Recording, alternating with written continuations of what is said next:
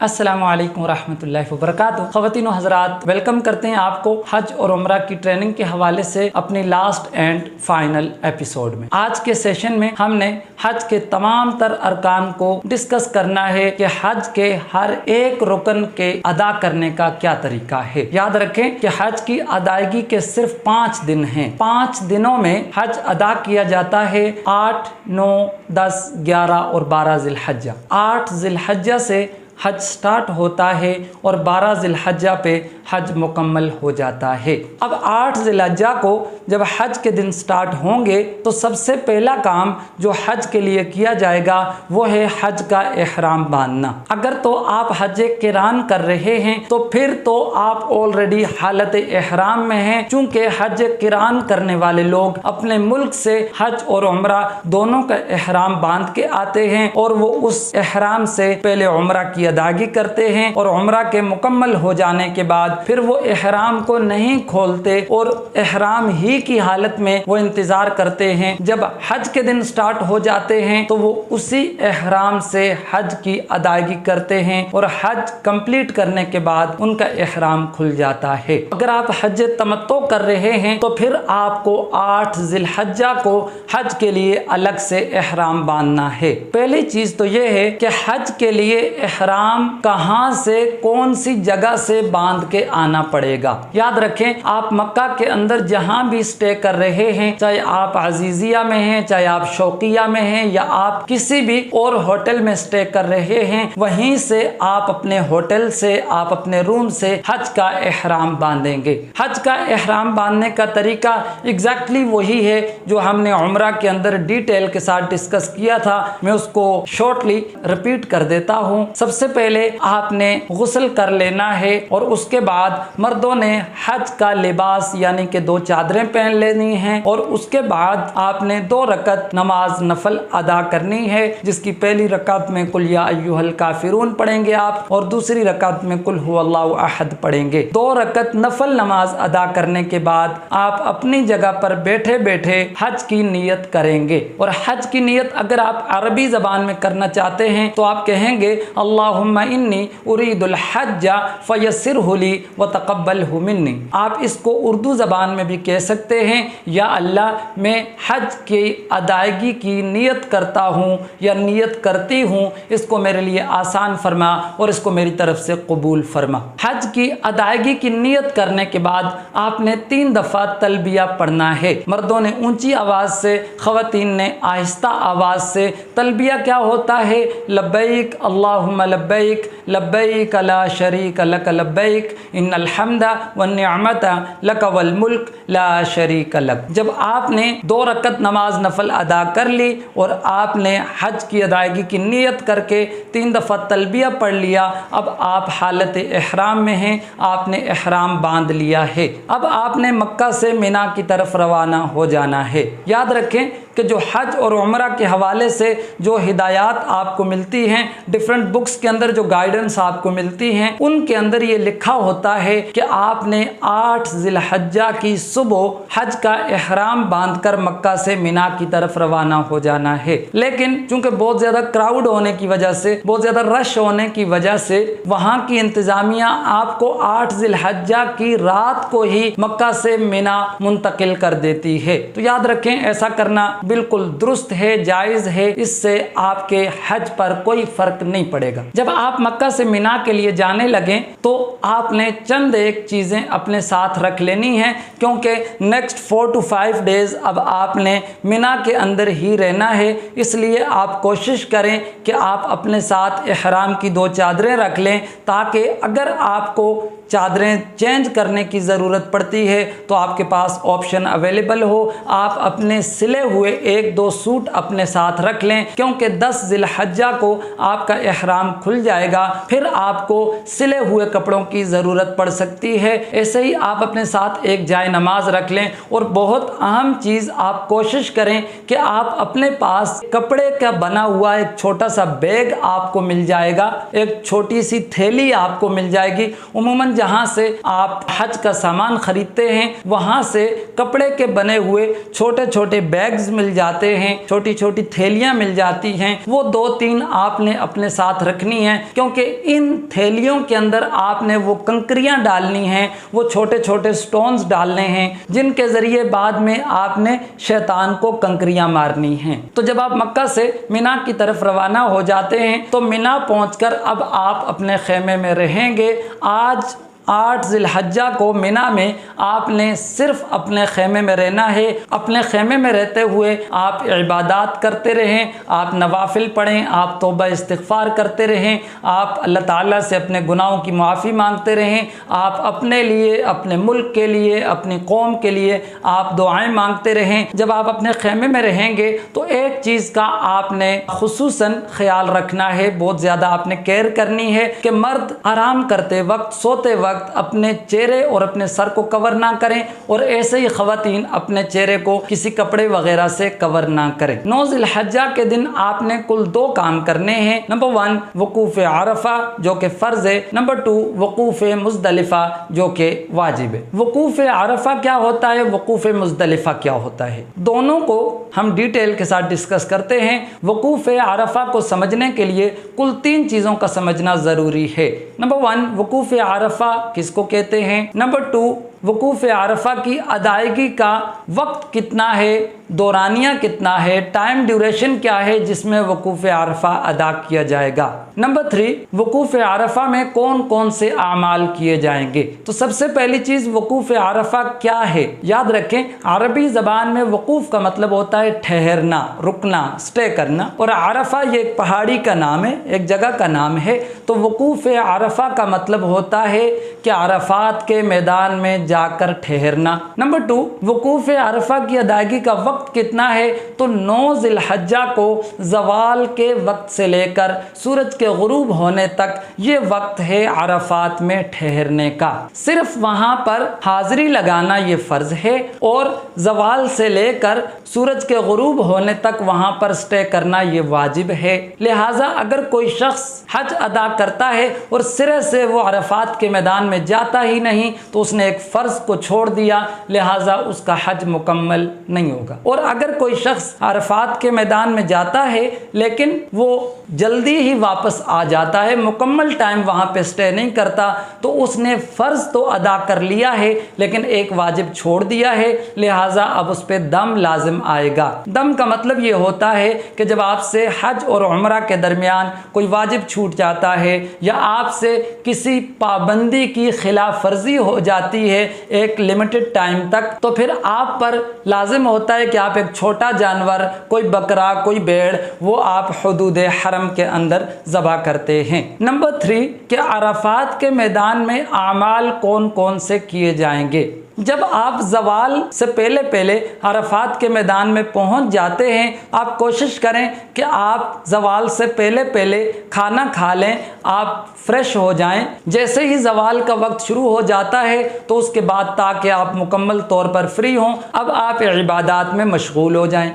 हदीस की किताबों के अंदर एक चीज़ आपको मज़ीद मिलेगी कि 9 ज़िलहज्जा को अरफात के मैदान में आपने ज़ोहर और असर की नमाज़ों को इकट्ठे पढ़ना है ज़ोहर के वक्त में। जी हाँ, ये बिल्कुल दुरुस्त है कि अगर आप हज के इमाम की इक्तिदा में आप नमाज पढ़ रहे हैं तो आप 9 ज़िलहज्जा की ज़ोहर और असर की नमाज को इकट्ठा पढ़ेंगे और ज़ोहर के वक्त में पढ़ेंगे। क्योंकि हज का इमाम वो इमामत कराता है सिर्फ मस्जिद नमरा में, और मस्जिद नमरा के अंदर तमाम तर हाजी समा नहीं सकते, लिहाजा अगर आप अपने तौर पर जमात कर रहे हैं, आप अपने तौर पर अपने खेमों में नमाज पढ़ रहे हैं, तो फिर आप ज़ोहर और असर की नमाज को इकट्ठा नहीं करेंगे, बल्कि ज़ोहर की नमाज को ज़ोहर के वक्त में अदा करेंगे और असर की नमाज को असर के वक्त में अदा करेंगे। ऐसे ही हदीस में आता है नबी सल्लल्लाहु अलैहि वसल्लम अरफात के मैदान में अपने खेमे से निकल कर खुले आसमान के नीचे खड़े होकर आसमान की तरफ हाथ उठा के कई कई घंटे दुआएं मांगते थे। आप भी कोशिश करें इस सुन्नत पे अमल करने के लिए, ऐसे ही दुआएं मांगें। जब आप थक जाते हैं तो वापस आ जाएं अपने खेमे में और वहाँ पर दुआओं का सिलसिला जारी रखें। آج مغرب اور عشاء کی نماز آپ نے اکٹھی عشاء کے وقت میں پڑھنی ہے مزدلفہ جا کر، لہٰذا آج غروب آفتاب کے بعد آپ یہاں عرفات سے چل پڑیں گے مزدلفہ کی طرف، کیونکہ عشاء کا وقت جو ہے وہ صبح کا وقت داخل ہونے تک باقی رہتا ہے، لہٰذا اگر آپ کو تاخیر بھی ہو جاتی ہے وہاں پہنچنے میں تو کوئی بات نہیں۔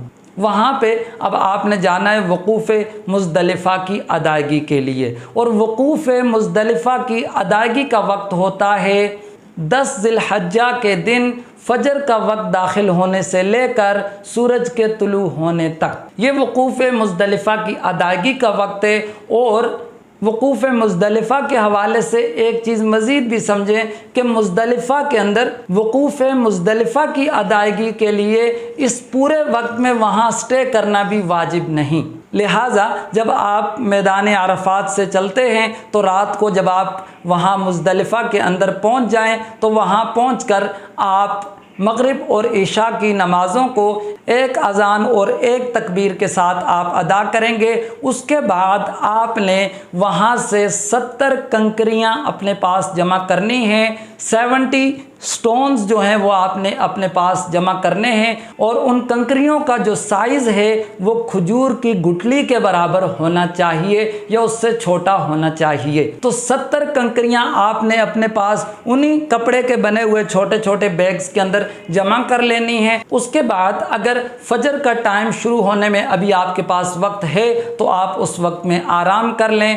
جیسے ہی فجر کا وقت شروع ہو جاتا ہے آپ آذان دے دیں اور اس کے بعد فجر کی نماز کی ادائیگی کر لیں۔ فجر کی نماز کی ادائیگی کے دوران ہی آپ کا وقوف مزدلفہ بھی ادا ہو گیا۔ اس کے بعد کچھ دیر آپ مزید وہیں پہ رکیں اور دعائیں مانگتے رہیں۔ اس کے بعد سورج طلوع ہونے سے پہلے پہلے آپ نے مزدلفہ سے واپس روانہ ہونا ہے مینا کی طرف۔ یہ 6-7 کلومیٹر کا فاصلہ ہے۔ عموماً کچھ لوگ پیدل واپس آتے ہیں، آپ اگر کوئی سواری اویلیبل ہے آپ سواری کے ذریعے بھی آ سکتے ہیں، آپ پیدل آنا چاہیں آپ پیدل بھی آ سکتے ہیں، آپ واپس مینا اپنے خیمے کے اندر آ جائیں۔ آج 10 ذی الحجہ ہے، جب آپ واپس مینا آ جائیں تو 10 ذی الحجہ کو آج آپ نے 3 کام کرنے ہیں۔ نمبر 1، آپ نے جمرہ عقبہ پر رمی کرنی ہے۔ اب جمرہ کس کو کہتے ہیں اور رمی کا کیا مطلب ہوتا ہے؟ یہ جو وہاں پر 3 دیواریں بنی ہوئی ہیں جن کے اوپر آپ کنکریاں مارتے ہیں، جن کو اردو زبان میں کہا جاتا ہے شیطان، کہ یہ شیطان ہیں، ان میں سے ہر ایک کو عربی زبان میں جمرہ کہا جاتا ہے۔ جو سب سے پہلی دیوار آتی ہے اس کو کہتے ہیں جمرہ اولا، اور جو دوسرے نمبر پر جو شیطان ہے اس کو کہا جاتا ہے جمرہ وسطیٰ، درمیان والا جمرہ، اور جو سب سے اینڈ پہ جو سب سے بڑی دیوار آتی ہے اس کو کہا جاتا ہے جمرہ عقبہ یا جمرہ کبریٰ۔ رمی کا مطلب یہ ہوتا ہے کنکریاں پھینکنا، عربی زبان کے اندر کنکریاں پھینکنے کو کہتے ہیں رمی کرنا۔ تو آج آپ نے صرف جمرہ عقبہ جو سب سے بڑا جمرہ ہے اس پہ آپ نے 7 کنکریاں پھینکنی ہیں۔ چنانچہ جب آپ مینا میں اپنے خیمے میں واپس آ جائیں وہاں پر آپ اپنا سامان رکھ لیں، اس کے بعد 7 کنکریاں لے کر اب آپ روانہ ہو جائیں جمرہ عقبہ کی رمی کرنے کے لیے۔ آج آپ کے پاس یہ جو رمی کا وقت ہے وہ ہے سورج کے طلوع ہونے سے لے کر سورج کے غروب ہونے تک، لہٰذا اس پورے دورانیے میں آپ کوشش کریں کہ آپ ایسے وقت میں کنکریاں مارنے کے لیے جائیں جب وہاں پر زیادہ رش نہ ہو، تاکہ آسانی کے ساتھ آپ کنکریاں مار کے آ سکیں۔ جیسے ہی آپ کنکریاں مارنے کے لیے چلتے ہیں تو آپ نے تلبیہ پڑھنا بند کر دینا ہے۔ تو جب آپ وہاں پہ پہنچیں گے جو سب سے پہلا جمرہ آتا ہے اس کو آپ چھوڑ دیں، جو دوسرا جمرہ آتا ہے اس کو بھی چھوڑ دیں، جو تیسرا اور سب سے بڑا جمرہ ہے اس کو جمرہ عقبہ کہتے ہیں، اس کے اوپر آپ نے 7 کنکریاں ایک ایک کر کے پھینکنی ہیں۔ اگر کوئی شخص غروب آفتاب تک کنکریاں نہیں مار سکا تو جو آئندہ رات ہے اس رات میں بھی گنجائش ہے کہ وہ کنکریاں مار سکتا ہے۔ جمرہ عقبہ کی رمی کرنے करने के बाद आज दूसरा काम आपने करना है कुर्बानी। लिहाजा आप वहाँ की इंतजामिया के साथ राब्ते में रहें। जैसे ही उनकी तरफ से आपको मैसेज रिसीव होता है कि आपकी तरफ से कुर्बानी कर दी गई है, उसके बाद आपने अपने सर के बालों की कटिंग करा लेनी है, या मर्द अगर चाहें तो वो अपने सर के बालों को मुंडवा सकते हैं, बिल्कुल ख़त्म करा सकते हैं। जैसे ही आप सर के बालों की कटिंग करा लेते हैं या सर के बालों को बिल्कुल ख़त्म कर देते हैं, तो अब आपका इहराम खुल चुका है और आप इहराम की तमाम तर पाबंदियों से आज़ाद हैं, सिवाय एक पाबंदी के। अगर हस्बैंड वाइफ इकट्ठे हज कर रहे हैं तो अभी इज़दिवाजी ताल्लुक़ कायम करना जायज़ नहीं है जब तक आप तवाफ़ ज़ियारत नहीं कर लेते। तवाफ़ ज़ियारत की अदायगी ये हज में फ़र्ज़ है और तवाफ़ ज़ियारत की अदायगी के लिए आपके पास जो वक्त है वो है 10 ज़िलहज्जा की सुबह से लेकर 12 ज़िलहज्जा के सूरज के गुरूब होने तक। चुनांचे 10 ज़िलहज्जा को अगर आप रमी कर चुके हैं, आप कुर्बानी कर चुके हैं, आप सर के बालों की कटिंग करा चुके हैं, तो कोशिश करें कि आप अपना सामान वगैरह मिना के अंदर अपने खेमे में ही रहने दें और आप किसी सवारी पर बैठकर मक्का रवाना हो जाएं और वहां पहुंचकर आप तवाफ़ ज़ियारत अदा करें।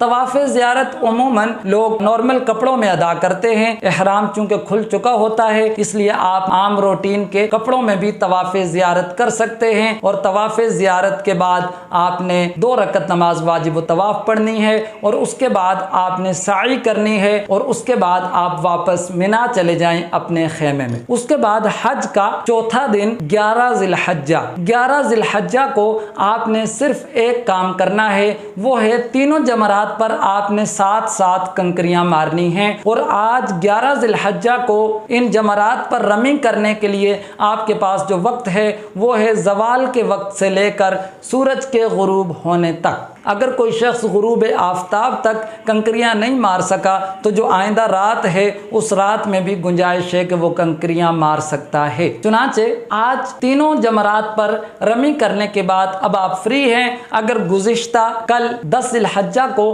आप तवाफ़ ज़ियारत नहीं कर सके तो आप आज भी जाकर तवाफ़ ज़ियारत कर सकते हैं। उसके बाद अगला दिन 12 ज़िलहज्जा, हज का 5वां दिन। आज भी आपने सिर्फ एक काम करना है और वो है तीनों जमरात पर आपने 7-7 कंकरियां मारनी हैं। और आज भी आपके पास इस रमी के लिए टाइम है ज़वाल के वक्त से लेकर सूरज के गुरूब होने तक। अगर कोई शख्स इस दौरानिए में रह जाता है, नहीं कर पाता है, तो वो जो आइंदा रात है उस पूरी रात में भी वो रमी कर सकता है। अब यहाँ पर एक चीज़ उमूमन आपको किताबों में मिलती है कि 12 ज़िलहज्जा को आप तीनों जमरात पर रमी करने के बाद आप वापस मक्का रवाना हो जाएं। याद रखें 12 ज़िलहज्जा को रमी करके मक्का रवाना हो जाना ये अफजल है। अगर 13 ज़िलहज्जा की फजर के वक्त आप मिना के अंदर मौजूद होते हैं तो आप पर 13 ज़िलहज्जा के दिन भी तीनों जमरात की रमी करना वाजिब हो जाता है। तो इसलिए आप अपनी आसानी को सामने रखें। अगर तो आप 12 ज़िलहज्जा के दिन रमी करने के बाद आसानी के साथ मक्का रवाना हो सकते हैं तो आप वापस आ जाएं। अगर आप वहीं पर स्टे करते हैं तो आप 13 ज़िलहज्जा की रमी करके वापस आ जाएं, इसलिए कि अभी आपके पास आपके बैग्स में 21 कंकरियां बाकी हैं। क्योंकि हमने आपको बताया था कि आपने 70 कंकरियां अपने पास जमा करनी है, उनमें से अभी आपने 49 को यूज़ किया है।